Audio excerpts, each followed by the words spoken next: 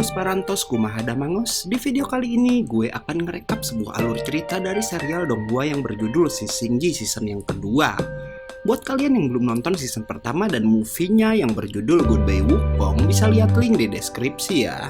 Oke, tanpa banyak basa-basi lagi, kita langsung mulai aja. Tapi sebelum mulai, harap cek dulu kuota kalian. Kalau sekarat, bisa numpang si tetangga. Bruh.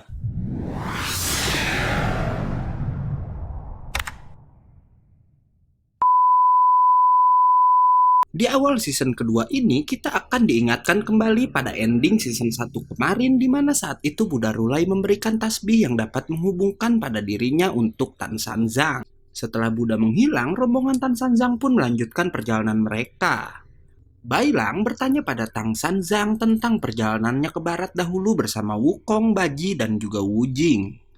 Tan Sanzang bercerita saat Wukong ditemui Guan Yin untuk diberikan misi mengambil kitab suci karena Wukong direkomendasikan langsung oleh Sang Buddha, walau sebenarnya Guan Yin tak menyetujuinya. Setelah Wukong bersedia menerima misi itu dan kemudian pergi dari sana, Buddha Rulai pun muncul untuk menemui Guan Yin. Guan Yin yang masih tak yakin pada Wukong mengutarakannya langsung pada Sang Buddha, tapi Buddha Rulai bilang kalau Wukong punya cahaya kebaikan di dalam hatinya yang membuat Buddha yakin kepada Wukong untuk menjalankan misi tersebut. Tang Sanzang bersama ketiga muridnya dan kuda naga pun pergi ke barat hingga mereka berhasil mendapatkan kitab suci. Setelah itu, mereka membawa kitab suci tersebut ke istana surga untuk diberikan pada si Tian. Namun dalam perjalanan, Wukong bermimpi ditemui oleh kitab suci yang mempunyai sosok seorang perempuan dan berkata kalau Wukong harus menghentikan Tang Sanzang memberikan kitab suci pada si Tian karena si Tian mempunyai rencana jahat. Dan kejadian selanjutnya yang menimpa Tang Sanzang dan ketiga muridnya bisa kalian lihat di movie Sisingji Goodbye Wukong dan link ada di deskripsi ya. Setelah bercerita, Tang Sanzang berkata jika ia telah membawa kitab suci maka ia jugalah yang harus mengembalikannya. Tak lama mereka pun tiba di titik awal dari jalan iblis. Sementara di tempat lain Rahu, sang Raja Asura menemui tiga raja lainnya untuk memberitahu jika istana surga sedang kacau. Karena para dewa sedang mengejar kitab suci yang dibawa rombongan Tang Sanzang. Salah satu raja bertanya kenapa Rahu melepaskan Bailang yang saat itu membawa kitab suci di hutan Asura. Rahu menjawab jika kitab suci tak berguna untuknya, malah ia senang jika kitab suci berhasil dikembalikan ke surga barat, karena itu bisa membuat masalah untuk para dewa. Keempat Raja Asura yang sebenarnya selalu berselisih akhirnya bersedia melakukan gencatan senjata untuk bekerja sama berperang melawan kerajaan surga. Tanpa disadari para Raja Asura, di sana ada beberapa ekor kelelawar yang mendengarkan perbincangan mereka dan bilang akan menyebarkan berita tentang Tan Sanzang yang pergi ke barat untuk mengembalikan kitab suci pada para iblis. Di tempat lain, Tang Sanzang dan rombongan yang terus berjalan akhirnya tiba di kota pegunungan babi yang adalah kampung halaman Baji. Di klan babi mempunyai peraturan siapapun petarung terkuat maka dialah yang akan menjadi pemimpin klan, dan Tang Sanzang sangat yakin kalau Baji muridnya saat ini sudah menjadi pemimpin di klan babi karena kekuatannya. Tang Sanzang ingin menemui Baji untuk mengajaknya ke barat mengembalikan kitab suci walau tak yakin Baji mau ikut karena katanya saat ini pastilah Baji sudah hidup enak. Tapi tak lama Tang Sanzang melihat muridnya itu sedang dimarahi oleh babi lain. Baji yang melihat gurunya pun melarikan diri dengan Tang Sanzang dan Bailang yang terus mengejarnya. Baji bersembunyi di sebuah pondok kecil yang kini menjadi tempat tinggalnya. Dengan sedikit bujukan dari gurunya, akhirnya Baji pun mau membukakan pintu dan mempersilahkan gurunya masuk ke rumahnya. Baji bilang ia merindukan waktu 16 tahun lalu saat ia bersama guru dan saudara seperguruannya pergi mengambil kitab suci. Baji dulu berharap dapat menyelesaikan misinya dengan cepat dan kembali ke kampung halamannya dengan penuh kebanggaan. Namun semua berubah karena akhir perjalanan mereka tak seperti yang dibayangkan dan Baji menyebut perjalanan mereka hanya sia-sia saja.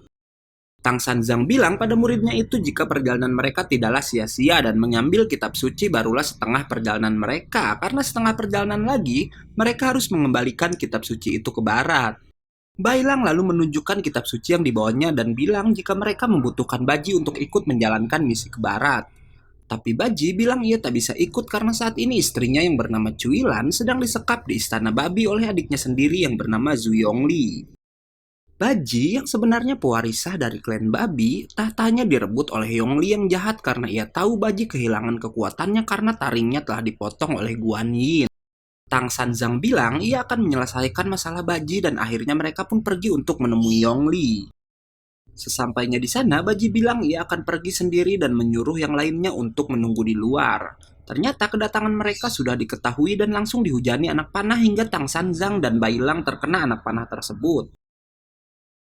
Yongli lalu muncul dan Baji bilang pada Yongli jika sebelumnya mereka sudah membuat kesepakatan jika Baji membawa Tang Sanzang, maka Yongli akan membebaskan istrinya dan menjamin tak akan melukai Tang Sanzang. Yongli bilang ia hanya peduli pada kitab suci yang akan ia gunakan untuk memeras para dewa, sedangkan daging Tang Sanzang akan ia makan setelahnya. Baji memohon pada Yongli untuk tak melukai gurunya, tapi si Yongli malah menyuruh pasukannya untuk membunuh Tang Sanzang dan yang lainnya. Pertarungan pun terjadi. Aosu berubah dalam bentuk naganya dan mencoba menjatuhkan para pasukan babi, tapi kemudian Yongli turun tangan sendiri melawan Aosu. Aosu dapat dikalahkan karena Yongli menggunakan senjata sakti milik Baji.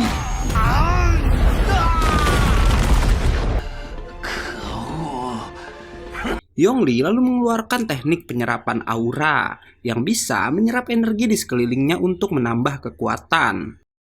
Yongli kembali menyerang Aosu sambil berkata kalau kekuatan naga bukanlah apa-apa baginya. Melihat itu, Bailang pun lalu menggunakan kekuatan api naga Kakasu dan langsung menyerang Yongli. Tapi hanya dengan satu pukulan saja Bailang pun berhasil dijatuhkan. Baji lalu menghampiri Yongli dan memarahinya karena Yongli tak menepati kesepakatan yang telah mereka buat. Yongli menggertak Baji hingga keberanian Baji hilang dan berlutut di hadapan adiknya sendiri. Yongli bilang Baji yang kehilangan taring yang merupakan simbol dari klan babi lebih pantas menjadi gelandangan karena ia hanyalah sebuah aib bagi klannya. Yongli juga bilang bahwa istrinya yang selama ini Baji cari sebenarnya telah ia makan sejak lama, membuat Baji marah, tapi Baji yang tanpa kekuatan tak bisa apa-apa di hadapan Yongli. Saat Yongli akan membunuh Baji, Tang Sanzang melindungi muridnya itu tanpa mempedulikan dirinya sendiri yang tertusuk senjata Yongli. Tang Sanzang pun menceramahi Baji dengan mengatakan, walau kehilangan taring, Baji tetaplah dirinya sendiri. Aosu sedikit marah karena Tang Sanzang mau mengorbankan dirinya demi Baji yang sudah mengkhianati mereka. Bailang dan Aosu pun kembali bertarung melawan klan babi dan berhasil menjatuhkan beberapa dari mereka. Namun karena jumlah klan babi yang sangat banyak, Bailang dan Aosu pun berhasil dijatuhkan. Baji merenungi kata-kata gurunya dan lalu bilang kalau ia tak akan menjadi seorang pengecut. Baji mengancam Yongli membuat Yongli marah dan kemudian menyerangnya, namun Baji ternyata bisa menahan serangan Yongli, bahkan kemudian ia bisa merebut senjatanya kembali. Kekuatan Baji akhirnya kembali dan ia pun bisa menggunakan teknik penyerapan aura seperti yang digunakan oleh Yongli. Tang Sanzang berkata kalau taring babi sebenarnya hanyalah simbol rasa percaya diri dari Baji dan tak ada hubungannya dengan kekuatannya. Setelah teknik penyerapan aura selesai, terlihat penampilan Baji pun berubah. Ia langsung menyerang Yongli dan dengan mudah bisa menjatuhkannya. Baji lalu membuang senjatanya dan beradu pukulan tangan kosong dengan adiknya itu. Mereka pun bertarung jarak dekat dan terlihat kekuatan Baji jauh melebihi kekuatan Yongli hingga bisa membuatnya terjatuh berkali-kali. Melihat Yongli yang tak berdaya, para prajurit klan babi pun kembali berpihak pada Baji karena memang tradisi mereka untuk mengikuti pertarung terkuat. Namun saat Baji akan membunuh Yongli, tak diduga istri Baji yang bernama Cuilan pun keluar dari istana dan mencegah Baji. Baji pun langsung memeluk Cuilan, tapi tanpa diduga Cuilan malah mengeluarkan pisau dan ingin membunuh suaminya sendiri. Ternyata selama ini Cuilan tak mencintai Baji dan malah mencintai Yongli yang adalah adik Baji sendiri. Bahkan Cuilan sendirilah yang mempunyai ide agar Yongli membuat kakaknya sendiri menjadi gelandangan. Cuilan bilang dulu ia terpaksa menikahi Baji karena Baji pernah menyelamatkan Cuilan dari serangan iblis. Namun sifat Baji yang egois dan pengecut membuat Cuilan membenci suaminya itu dan bilang jika Yongli jauh lebih baik dari Baji. Baji pun meninggalkan tempat itu sambil menangisi nasibnya sendiri.